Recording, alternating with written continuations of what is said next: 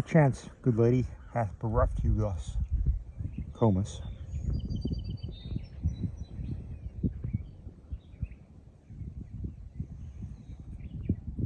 It was a quiet and still afternoon when I strolled forth in the goodly city of Edina. The confusion and bustle in the streets were terrible. Men were talking, women were screaming, children were choking. Pigs were whistling, carts they rattled, bulls they bellowed, cows they lowed, horses they neighed, cats they caterwauled, dogs they danced. Danced? Could it ever be thus then possible? Danced? Alas, thought I, my dancing days were over. Thus it is ever. What a host of gloomy recollections will ever and anon be awakened in the mind of a genius and imaginative contemplation.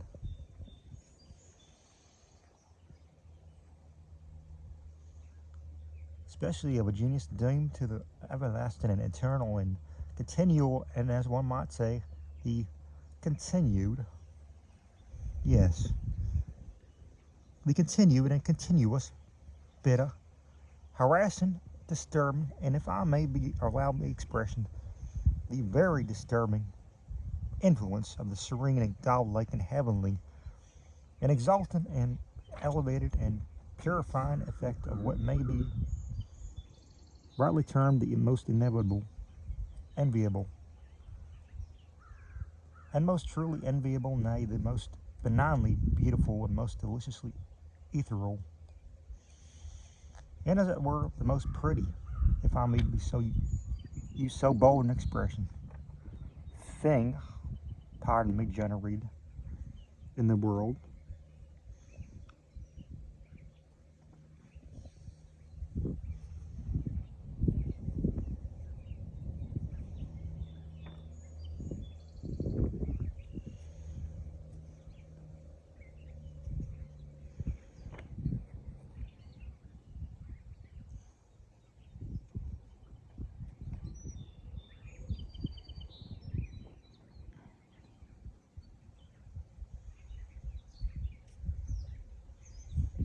But I am always led by my feelings.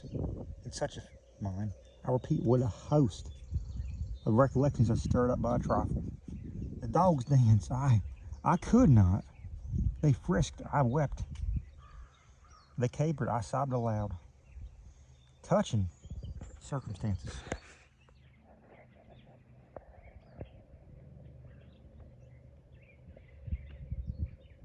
Which cannot fail to bring that recollection of the classical area, that exquisite passage in relation to the fitness of things, which is to be found in the commencement of the third volume of that admirable and venerable Chinese novel, The Foe Goes Slow. In my solitary walk through the city, I had two humble but faithful companions, Diane and my poodle, sweetest of creatures. She had a quantity of hair over her one eye, and a tied fashionably around her neck. Diana was not more than 5 inches in height, but her head was somewhat bigger than her body, and her tail, being cut off exceedingly close, gave an air of injured innocence to the interesting animal, which rendered her a favorite with all. And Pompey, my Negro, sweet Pompey, how shall I ever forget thee? I had taken Pompey's arm. He was 3 feet in height, let's be particular, and about 70 or perhaps 80 years of age. He had bow legs and was corpulent. His mouth should not be called small, nor his ears short. His teeth, however, were like pearl, and his large full eyes were deliciously white. Nature had endowed him with no neck, and had placed his ankles, as usual with that race, in the middle of the upper portion of the feet. He was clad in a striking simplicity. His sole garments were stocking of 9 inches in height, and nearly new drab overcoat, which had formerly been in the service of the tall, stately, and illustrious Dr. Menipedi. It was a good overcoat. It was well cut. It was well made. The coat was nearly new. Pompey held it up out of the dirt with both hands. There were 3 persons in our party, and 2 of them had already been subject to the remark. There was a third. That person was myself. I am the Sonora Sucky Zenobia. I am not Sucky Snobs.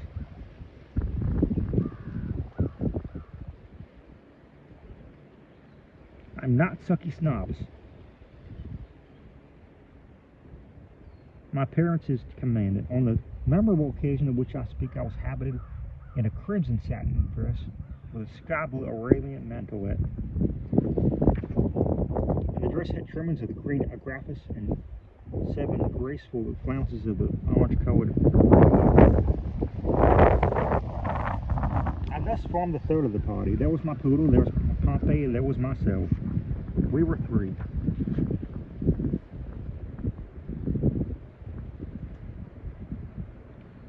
Thus it is said that we're originally 3 furies, Melty, Nibby, and Hetty. Meditation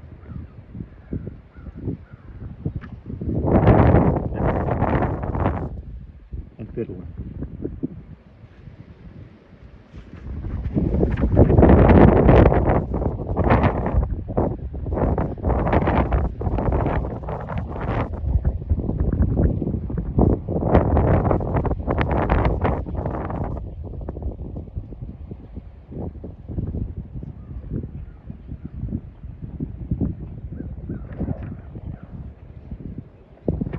Meditation, memory, and fiddling. Leaned upon the arm of the gallant Pompey and attended by a respectable distance by Diana, I proceeded down one of the most populous and very pleasant streets of the now deserted Edina. On a sudden, there presented itself to view a church.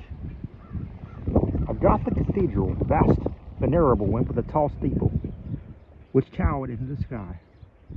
What madness now possessed me? Why did I rush upon my fate? I was seized with an uncontrollable desire to ascend the giddy pinnacle and thus survey the immense extent of the city. The door of the cathedral stood invitingly open. My destiny prevailed. I entered the anomalous archway, where then was my guardian angel.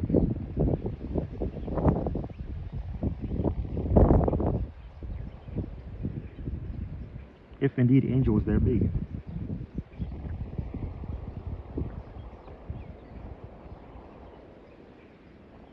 Such angels there be, if in such uncertainty is there involved in thy 2 letters.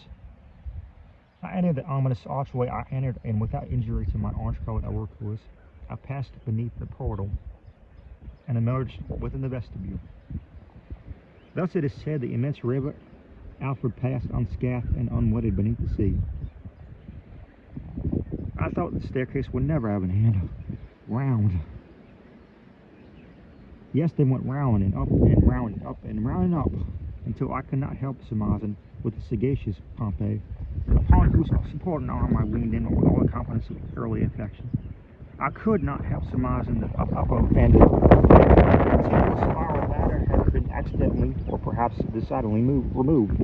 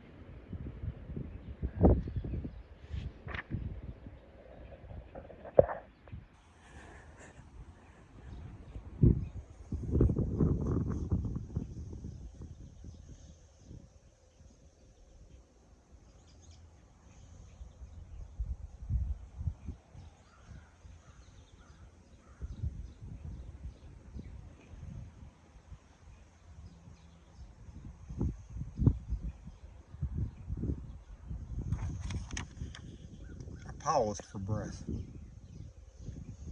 And in the meantime, an accident occurred of too momentous a nature and in the moral and also in the metaphysical point of view to be passed over without notice.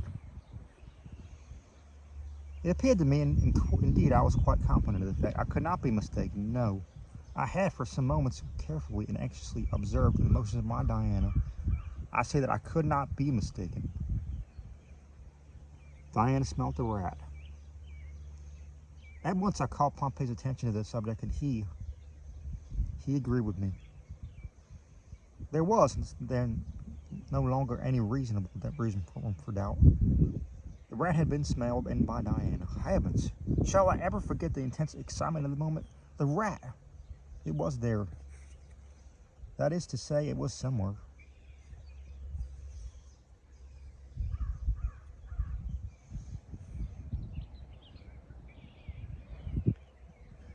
Diana smelled the rat. I could not. Yes, it was said Prussian isis has, for some persons, the sweet and very powerful perfume, while to others it is perfectly scentless. The staircase had been surmounted, and there was now only 3 or 4 more upward steps intervening between us and the summit. We still ascended, and now only 1 step remained. 1 step, 1 little step. Upon such a small little step in the great staircase of human life, how vast a sum of human happiness or misery depends. I thought of myself, then of Pompeii, then of the mysterious and inexplicable destiny which surrounded us. I thought of Pompeii. Alas, I thought of love. I thought of my many false steps which have been taken and may be taken again. I resolved to be more cautious, more reserved. I abandoned the arm of Pompey, and without his assistance surmounted with 1 remaining step and gained the chamber of the belfry. I was followed immediately afterward by my poodle. Pompey alone remained behind. I stood at the head of the staircase and encouraged him to ascend. He stretched forth to me his hand, and unfortunately in so doing he was forced to abandon his firm hold upon the overcoat. Will the gods never cease their persecution? The overcoat is dropped, and with 1 hand Pompey stepped upon a long and trailing skirt of the overcoat. He stumbled and fell. This consequence was inevitable. He fell forward, and with his cursed head striking me in the breast, precipitated me headlong, together with himself, upon the hard, filthy, and detestable floor of the belfry. But my revenge was sure, sudden, and complete. Seizing him furiously by the wool with both hands, I tore out a vast quantity of black and crisp and curly metal, and tossed it from me with every manifestation of disdain.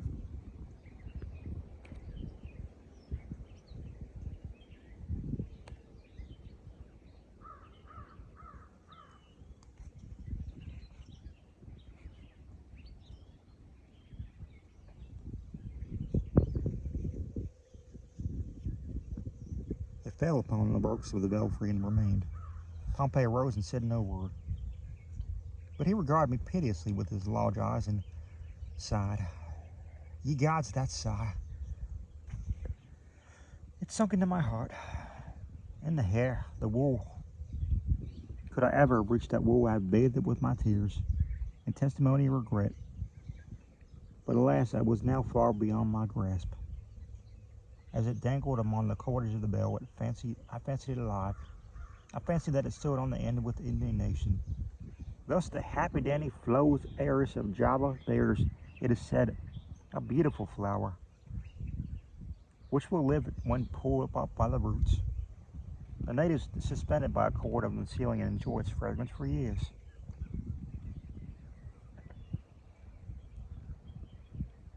Our quarrel was now made up, and we looked up about the room for an aperture through which to survey the city of Edina. Windows there were none. The sole light admitted into the gloomy chamber proceeded from a square opening about a foot in diameter, at a height of about 7 feet to the floor. Yet what will the energy of true genius not affect? I resolved to clamber up this hole. A vast quantity of wheels, pinions, and other cabalistic-looking machinery stood opposite the hole, close to it, and through the hole there passed an iron rod from the machinery. Between the wheels and the wall where the hole lay there barely room for my body. Yet I was desperate and determined to persevere. I called Pompey to my side. You perceive that aperture, Pompey. I wish to look through it. You stand here just beneath the hole, so... Now hold out on one of your hands, Pompey, and let me stand upon it, thus. Now, the other hand, Pompey, with its aid, I will get upon his shoulders. He did everything I wished, and I found upon getting up that I could easily pass my head and the neck through the aperture. The prospect was sublime. Nothing can be more magnificent.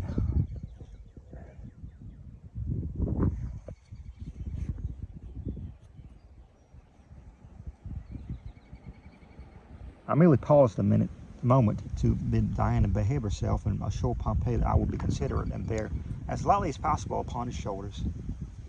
I told him I would be tender of his feelings.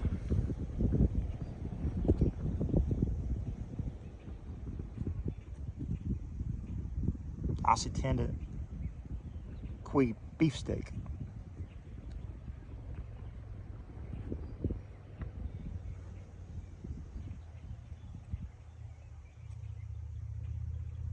Having done this justice to my faithful friend, I gave up myself with great zest and enthusiasm in the enjoyment of the scene, which so obligingly spread itself out before my eyes.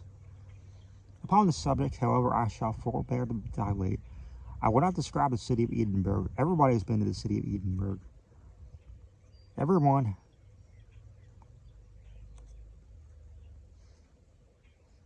has been to Edinburgh, the classic Edina. I will confine myself to the momentous details of my own lamentable adventure. Having, in some measure, satisfied my curiosity in regard to the extent, situation, and general appearance of the city, I had leisure to survey the church in which I was, and the delicate architecture of the steeple. I observed that the aperture through which I thrust my head was an open in the dial plate of a gigantic clock. It must have appeared from the street as a large keyhole.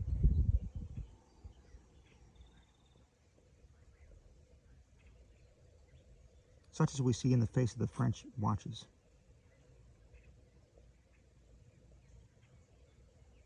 No doubt the true object was to admit the arm of the lieutenant to adjust when necessary the hands of the clock from within.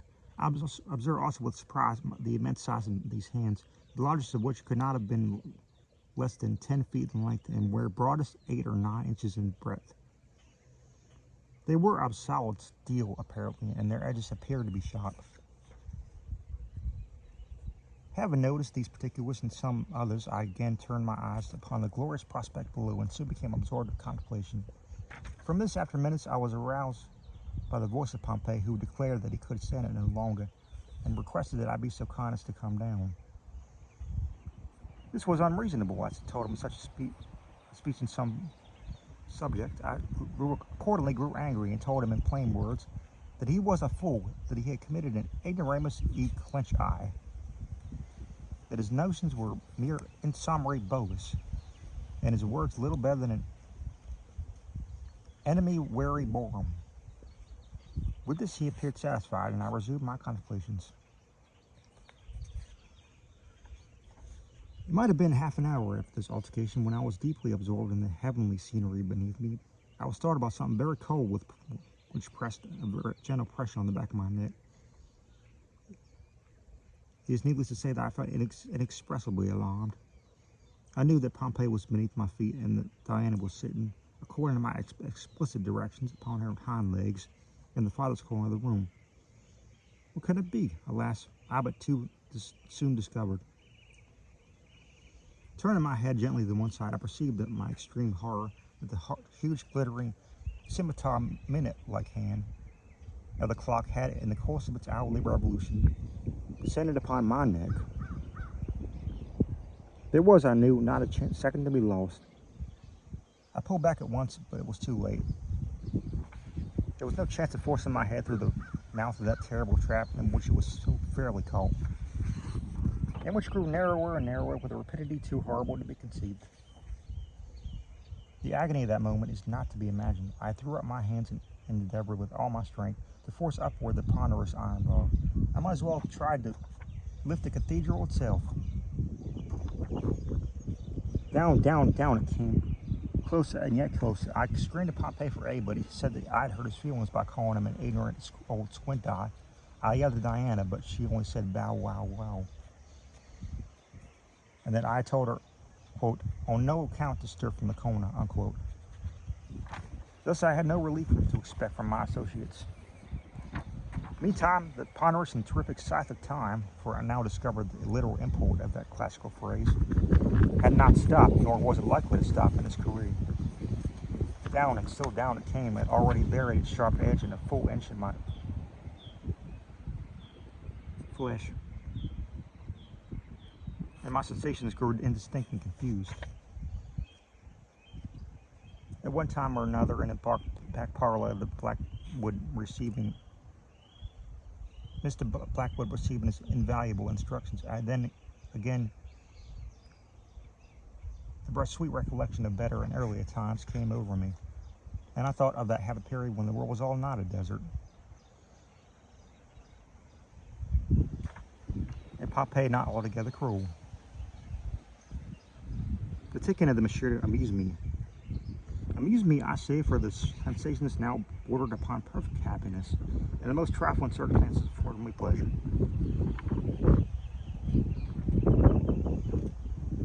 The eternal click-clack of the clock was most melodious of music to my ears. It occasionally even put me in the mood of most gracious and sermonic harangues of Dr. Allan.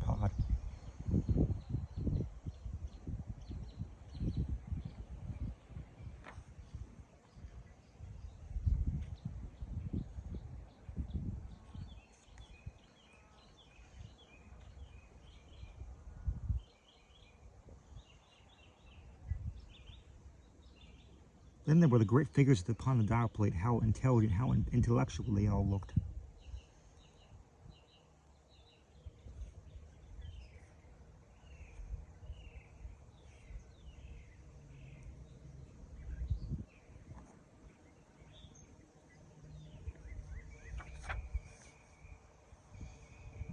And presently they took the dancing the berserker, and I think it was the figure V who performed the most to my satisfaction.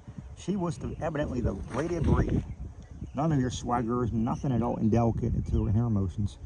She did the pirouette to admiration, whirling round her apex. I made an endeavor to hand her a chair, for I saw she appeared fatigued with her exertions, and it was not until then that I fully perceived my lamentable situation. Lamentable indeed. The bar had buried itself 2 inches in my neck. I was aroused to a sense of exquisite pain. I prayed for death, and in agony of the moment could not help repeating those exquisite verses of the poet Miguel de Cervantes. Veni, Buren, tan escondida, query no tes, senti, veni, pork and pleasure. Deli, mori, nami, torni, dairy, witty.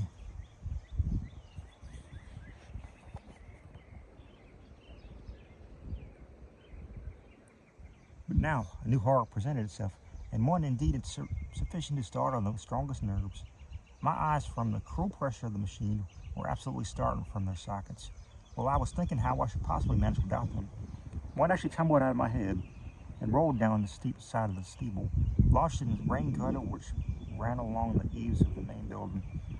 The loss of the eye was not so much as the insolent air of independence and contempt with which it regarded me after it was out. There it lay in the gutter just under my nose, and the airs it gave itself would have been ridiculous had they not been disgusting. Such a winking and blinking were never before seen. This behavior on the part of the eye in the gutter was not only irritating on account of its manifest insolence and shameful ingratitude, but was also exceedingly inconvenient on account of my sympathy with which also always exists between two eyes in the same head, however far apart. I was forced in a manner to wink and to blink, whether I would or not, in exact concert with the scoundrelly thing that lay just beneath my nose.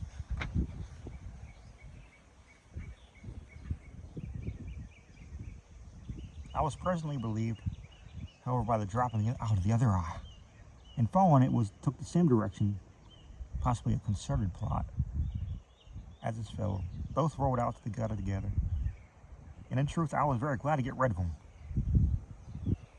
The bar was now only 4.5 inches deep in my neck, and there was only a little bit of skin to cut through. My sensations were those of entire happiness, for I felt that in a few minutes, at farthest, I should be relieved from my disagreeable situation. In this expectation, I was not at all deceived. 25 minutes past 5 in the afternoon, precisely, the huge minute hand had proceeded sufficiently so far on its terrible evolution to sever the small remainder of my neck. I was not sorry to see the head which had occasioned me so much embarrassment at length to make a final separation from my body. It first rolled down the side of the steeple, then lodged for a few seconds in the gutter, and made its way with a plunge in the middle of the street. I will candidly confess that my feelings were now of the most singular, nay, the most mysterious, the most perplexing, and most incomprehensible character.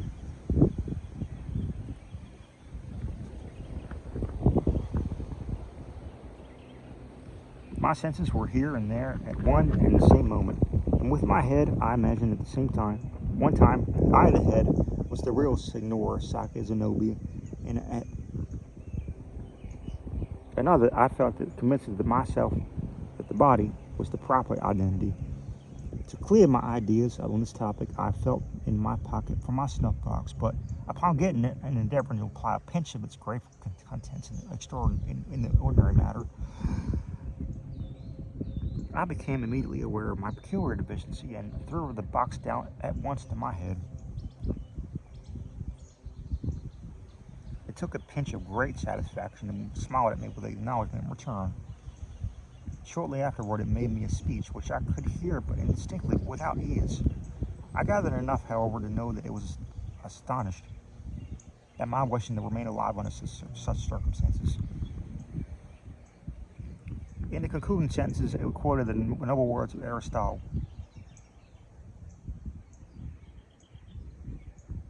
Il povero homi che non sera cordi, and have a combat tenti eri morti. Thus comparing me to the hero who, in the heat of combat, not perceiving that he was dead, continued to contest the battle with inextinguishable valor.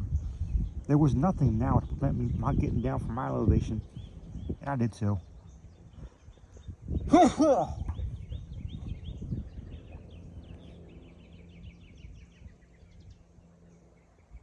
Snuff.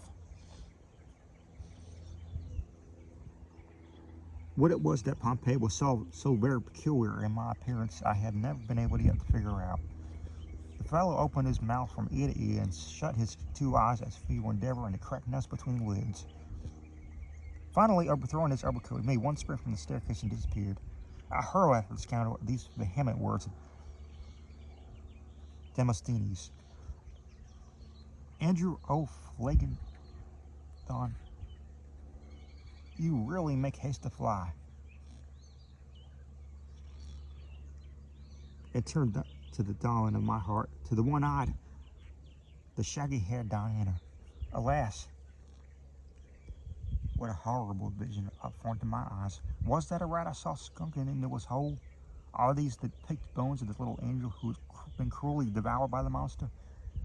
Ye gods, and what do I behold? Is that departed spirit, the shade, the ghost of my beloved puppy, which I perceived sitting with a grace so melancholy in the corner? Hearken, for she speaks. In heavens, it is in the German of Schiller. Und stubby duck, so stubby done. Duck she. Alas, are not her words too true? And if I died, at least I died for thee.